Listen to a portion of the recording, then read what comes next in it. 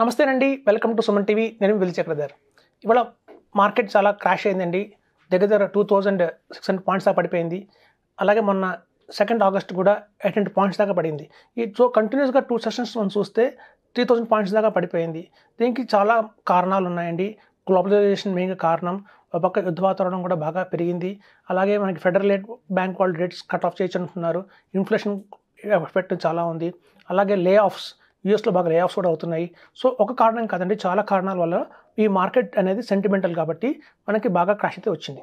అది చూడండి, ఇందులో 2 టైప్స్ ఆఫ్ ఇన్వెస్టర్స్ ఉంటారండి. ఒక ఇన్వెస్టర్స్ ఏంటంటే ఎవరైతే షార్ట్ టర్మ్ కోసం ఆలోచిస్తారో, అంటే ఇవాళ మనం షేర్ ₹1000 కొనుక్కున్నాము, రేపు పొద్దున 1200 అవ్వగానే దాన్ని అమ్మేసి ఎగ్జిట్ అయిపోవాలి అని ఆలోచించే వాళ్ళు ఒక కేటగిరీ ఆఫ్ ఇన్వెస్టర్స్ ఉంటారు. ఇంకో కేటగిరీ వాళ్ళు ఏంటంటే లాంగ్ టర్మ్ కోసం ఇన్వెస్ట్ చేసే వాళ్ళు ఉంటారు. సో ఈ 2 కేటగిరీస్లో కూడా ఇట్లాంటి ఎవరైతే షార్ట్ టర్మ్ కోసం ఎక్కువ ఇంట్రాడే కానివ్వండి, ఇట్లాంటివి ఎక్కువ చేస్తుంటారో, లేకపోతే మనకి షార్ట్ టర్మ్ గెయిన్ కోసం టెంపరీగా బల్క్ అమౌంట్ ఇన్వెస్ట్ చేస్తుంటారో, 6 మంత్స్ కోసం, 1 ఇయర్ కోసం, వాళ్ళకి ఎక్కువ లాస్ ఉంటుందండి, మేజర్ లాస్ ఉంటుంది. ఎవరైతే లాంగ్ టర్మ్గా ఒక ఎస్ఐపి రూపంలో ఇన్వెస్ట్మెంట్ చేసుకున్నా కూడా, లేదా లంసమ్గా ఇన్వెస్ట్మెంట్ చేసి నా టైం ఒక అట్లీస్ట్ 5 ఇయర్స్ 6 ఇయర్స్ ఆరిజిన్ ఉంది అన్నప్పుడు, అలాంటి వాళ్ళకందరికీ కూడా ఇది పెద్ద పట్టించుకోవాల్సిన అవసరం లేదండి. ఎందుకంటే షార్ట్ ఫాల్ మార్కెట్ అనేది డౌన్ అప్ అండ్ డౌన్ కామనే. మేము చాలా చూసినాం గతంలో కూడా. ఇట్లాంటి టైంలో మార్కెట్ ఫాల్ అయినప్పుడు మనకి ఒకవేళ అందుబాటులో చూడండి, నెల బిగినింగ్లో ఉన్నాం కాబట్టి ప్రతి వాళ్ళకి కూడా శాలరీస్ వచ్చి ఉంటాయి కాబట్టి ఎంతో కొంత ₹10,000 కావచ్చు, ₹15,000 కావచ్చు, మీకు ఎంత కెపాసిటీ ఉంటే అంత కెపాసిటీ ఇట్లాంటి టైంలో టాపప్ చేసుకోండి. ఆల్రెడీ మీకు కొన్ని ఎస్ఐపీస్ చేస్తున్నారు. ఉన్న ఎస్ఐపీస్లో 5 ఎస్ఐపీస్ చేస్తుంటే ఆ 5 ఎస్ఐపీస్లో మీకు ఏది ఎక్కువ రేట్ని ఇచ్చింది, పర్ఫార్మెన్స్ ఏది బాగుంది చూసి అట్లాంటి పర్టికులర్ దాంట్లో మీరు ₹5,000 యాడ్ చేసుకోండి, యాజ్ అ టాపప్గా యాడ్ చేసుకోండి. ఇవాళ మార్నింగ్ నుంచి కూడా మేము చాలామంది మా క్లయింట్స్కి, పిఎంఎస్ క్లయింట్స్కి మేము కాల్ చేసి మార్కెట్ చాలా బాగా పడిందండి, ఇది మంచి ఆపర్చునిటీ అని చెప్పి ఒక్కొక్కరి చేత 1 lakh 2 lakhs, కొంతమంది అయితే మా దగ్గర అమౌంట్ అని చెప్పి 5 lakhs ఇన్వెస్ట్ చేసిన వాళ్ళు ఉన్నారు. సో ఇట్లాంటివి ఏంటంటే టైం మనం ఆపర్చునిటీగా తీసుకోవాలి. ఎప్పుడు ప్రతి ఒక్క ఫాల్ని ఒక ఆపర్చునిటీగా తీసుకోవాలి లాంగ్ టర్మ్ ఇన్వెస్టర్స్. సో కాబట్టి ఏంటంటే ప్యానిక్ అవ్వాల్సిన అవసరం లేదు. ఇవి చూడండి, మార్కెట్ ఇంత బాగా ర్యాలీ అయింది అంటే ఇన్నాళ్ళు కూడా దానికి కారణం ఏంటంటే అవేర్నెస్ పబ్లిక్లో బాగా వచ్చిందండి. ఇప్పుడు చూడండి, రీసెంట్గా కూడా మనకి బ్యాంకులో ఒక జరిగింది. ఒక ఏంటంటే ఫిక్స్డ్ డిపాజిట్లు పడిపోతున్నాయి. మొత్తం చాలామంది కూడా ఫిక్స్డ్ డిపాజిట్ల నుంచి కూడా మ్యూచువల్ ఫండ్స్ కన్వర్ట్ అయిపోతున్నారు. లంసమ్గా పెద్ద పెద్ద అమౌంట్స్లో కూడా మూవ్ అయిపోతున్నారు. ఎస్డబ్ల్యూ ప్లాన్ ద్వారా కావచ్చు, లేదా లంసమ్గా ఇన్వెస్ట్మెంట్ చేసి, నేను గతంలో చెప్పానండి, కొన్ని ఆప్షన్స్ ఉంటాయి. ఎలాగంటే ఈక్విటీ 20%, 80% డెట్, అలాంటి కాంబినేషన్స్ కూడా చాలా ఉన్నాయి. సో ఇట్లాంటి అవేర్నెస్ బాగా రావడం వల్ల ఏమవుతుందంటే మనకి బ్యాంకులో ఇవాళ ఎఫ్డీస్ గణనీయంగా పడిపోతున్నాయి. అలాగే ఈ లోన్స్ అనేవి చాలామంది తీసుకుంటున్నారండి.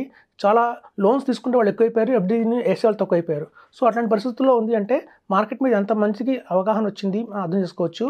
అలాగే ఇన్సూరెన్స్ పాలసీస్లో కూడా చాలామంది సైట్స్లో చెప్తున్నారు ఏంటంటే ఆల్ ఓవర్ ఇండియాలో కూడా కొన్ని లక్షల్లో ఎల్ఐసి పాలసీస్ కావచ్చు, వెదర్ ఇన్సూరెన్స్ కంపెనీ పాలసీస్ కావచ్చు, ఆగిపోతున్నాయి, సరెండర్ చేస్తున్నారు, ఆపేస్తున్నారు. అందరూ కూడా మ్యూచువల్ ఫండ్స్ వైపుకి టర్న్ అవుతున్నారు వచ్చింది. సో మార్కెట్ ఇవాళ కొంచెం పడినా కూడా లాంగ్ టర్మ్లో మళ్ళీ ఎక్కువ మనకి అవేర్నెస్ బాగా పెరిగి ఇన్వెస్టర్స్ బాగా పెరుగుతున్నారు కాబట్టి మనకి మార్కెట్ మళ్ళీ కూడా వెంటనే బౌన్స్ బ్యాక్ అవుతుందండి. సో కాబట్టి ఇలాంటి చిన్న సందర్భాల్లో మీరైతే ప్యానిక్ అవ్వకండి. లాంగ్ టర్మ్ ఎవరికైతే ఉన్నారో 10 years 15 years ఉన్నారో, సో వాళ్ళు కనుక ఎడిషనల్ పర్చేస్ చేయండి. మీ దగ్గర ఆపర్చునిటీ ఉంటే మాత్రం, ఇవాళ ఫండ్స్ ఉన్నాయి ఇవాళ పాకెట్లో అంటే మాత్రం కొంత అమౌంట్ ఇన్వెస్ట్మెంట్ చేయండి. లోన్స్ తీసుకుని ఇన్వెస్ట్మెంట్ చేయకండి. ఇట్లాంటి టైంలో మన దగ్గర ఎంత ఉంటే అంత ఇన్వెస్ట్మెంట్ చేయండి. ఇట్లాంటి టైంలో కూడా మీరు ఏంటంటే ఒక లార్జ్ క్యాప్ నుంచి స్విచ్చెస్ కూడా చేసుకోవడం మంచి అవకాశమే. ఇన్నాళ్ళు మీరు ఒక మిడ్ క్యాప్, స్మాల్ క్యాప్లో కనుక ఎక్కువ లాభాలు గణించారు అంటే మాత్రం వాటిని ఇమీడియట్గా మీరు లార్జ్ క్యాప్కి మారిపోవచ్చు. చూడండి, ప్రతి ఒక్క ఫండ్ హౌస్లో కూడా లార్జ్ క్యాప్ ఫండ్స్ ఉంటాయి, మిడ్ క్యాప్ ఫండ్స్ ఉంటాయి, స్మాల్ క్యాప్ ఫండ్స్ ఉంటాయి. అలా 3 రకాల ఫండ్స్ ఉంటాయి. కాబట్టి మీరు లాంగ్ టర్మ్గా ఇన్వెస్ట్ చేసుకుంటూ వస్తున్నారు అనుకోండి, సపోజ్ మీ దగ్గర ఒక ₹1,25,000 కంటే కూడా మనం చూడండి, ఇప్పుడు లాంగ్ టర్మ్ క్యాపిటల్ గెయిన్ ట్యాక్స్లో మీకు ₹1,25,000 మినహాయింపు ఉంది ప్రాఫిట్ మీద. సో ఇట్లాంటి టైంలో ఇట్లాంటి వాటిని యూజ్ చేసుకోవాలండి. మీ దగ్గర స్మాల్ క్యాప్లో ఒక ఫండ్లో, సపోజ్ ఎస్బీఐలో స్మాల్ క్యాప్లో ఉందనుకోండి మీ అమౌంట్ ఎక్కువ, కొంత పార్ట్ మీరు లార్జ్ క్యాప్కి మూవ్ అయిపోండి, స్విచ్ కొట్టండి. సో అలా స్విచ్ చేయడం వల్ల ఏమవుతుందంటే కొంత కార్పస్ అనేది లార్జ్ క్యాప్లోకి వెళ్ళిపోతాయి. మీరు ఎట్లాగో ₹1,25,000 ప్రాఫిట్ లోపల ఉన్నారు కాబట్టి మీకు ట్యాక్స్ కూడా పడదు. సో ఇట్లాంటి ఆప్షన్స్, ఇలాంటి టైంలో రైట్ డెసిషన్స్ తీసుకోవచ్చండి. మనం డెట్ టు ఈక్విటీ స్విచ్ కూడా చేసుకోవచ్చు.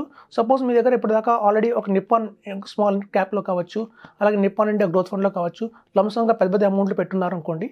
సో వాటిని మీరు డెట్ ఫండ్, నిప్పాన్ డెట్ ఫండ్స్లో కూడా కొంత పార్ట్లో మీరు మూవ్ చేసుకోవచ్చు. సో ఇట్లాంటి సందర్భాల్లో కనుక మీరు ఇట్లాంటి చిన్న చిన్న ట్రిక్స్ చేసుకుంటే మాత్రం మీకు కొంచెం అధికంగా లాభం అయితే ఉంటుంది. ఎవరైతే ఎస్ఐపి ఫామ్లో వేసుకుంటూ ఇన్వెస్ట్మెంట్ చేసుకుంటూ వెళ్తున్నారో వాళ్ళు మాత్రం ఇట్లాంటి డెసిషన్స్ తీసుకోక్కర్లేదండి, కన్వీనియంగా ఇన్వెస్ట్ చేసుకోవచ్చు. సో మా దగ్గర ఏంటంటే ఇప్పుడు చూడండి, ఈవెన్ పిఎంఎస్లో కూడా ఇట్లాంటి టైంలో లంసంగా 50 lakhs ఇన్వెస్ట్మెంట్ చేస్తే మేము వాటిని లిక్విడ్ ఫండ్లో పెట్టి ఎస్టీపీ ప్రకారం 5 lakhs తీసుకెళ్తాం తప్ప ఒకేసారి ఈక్విటీలో 50 lakhs ఎప్పుడు ఇన్వెస్ట్ చేయం. సో కాబట్టి ఏంటంటే మనకి ఇట్లాంటి సందర్భాలు వచ్చినప్పుడు మీరు ఒకటి ప్యానిక్ అవ్వకండి. మార్కెట్స్ అనేవి సహజంగానే పడుతూ ఉంటాయి, వాటి తత్వమే అంతా. ఇట్లాంటి టైంలో మనం డెసిషన్ తీసుకోవాలనే దాన్ని బట్టి మన నిర్ణయం ఉంటే మన రిటర్న్స్ ఫ్యూచర్లో ఉంటాయి. కాబట్టి ఇది ఒక మంచి ఆపర్చునిటీగా ఎట్లా పర్చేస్ చేయండి.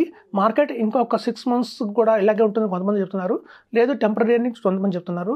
సో ఏది ఏమైనా కూడా కానీ ఇట్లాంటి మార్కెట్ ఫాల్స్ని మీరు పెద్దగా ఇంపార్టెన్స్ ఇవ్వకండి, ఇగ్నోర్ చేయండి. ఒక 3-4 days మీరు అసలు మొబైల్ యాప్స్ని మాత్రం మీరు చూడకండి, న్యూస్ని ఏమి వినకండి చాలు. ఎందుకంటే మార్కెట్ అనే సెంటిమెంట్ షార్ట్ టర్మ్గానే ఉంటుంది తప్ప లాంగ్ టర్మ్లో ఇంపాక్ట్ అయితే ఉండదు.